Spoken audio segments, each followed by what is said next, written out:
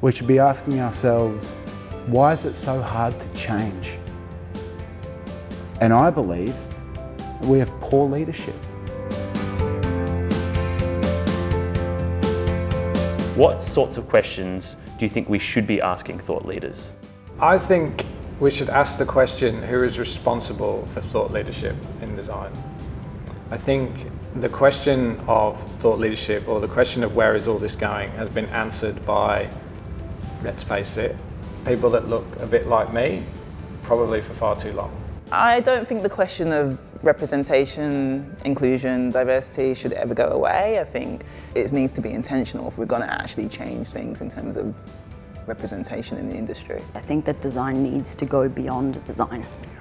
I think that the role that we have, because of the skill sets that we've honed as multidisciplinary designers, is to actually help beyond just our own industry. There is enough ingenuity, innovation in today's world that if we were to tackle these problems as the same way we would tackle a design brief, I'm sure that we could solve a lot of them a lot faster. I think I realised that I really needed to look at the person that I was inspiring, and I started to get way more interesting results and way more interesting work out of people that I knew were inspired. How do I inspire those people, and how do I make sure that I'm there for them so that they can achieve what they want to achieve with their goals?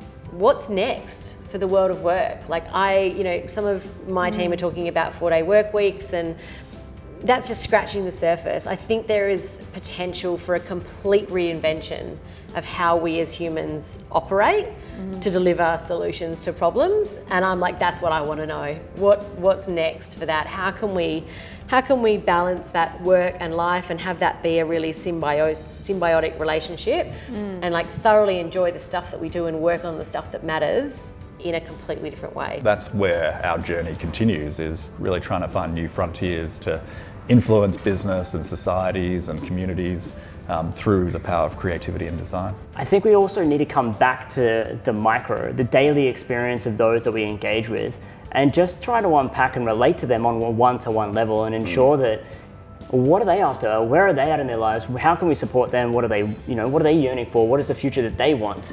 And how do we empower them to do that rather than try and create it for them?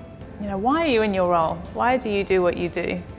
That is so much more interesting than like the list of top 10 trends we're going to see this year, or 3 outcomes of COVID that we weren't expecting in the ad industry. Like, we can all guess at what's next and what the future is, but I much prefer hearing, and same as the theme here, those raw, vulnerable stories that just open everybody up to understanding what it's like to do the jobs that they're doing. My interest in politics and leadership extends to the design conference, and the design conference only, because this soapbox is an opportunity for me to put people in true leadership roles, to share them, to champion them, and to hold them in the highest esteem so their voices can challenge the leadership we have in Australia. The question we have to ask is, what is my impact on a future we are all designing in real time?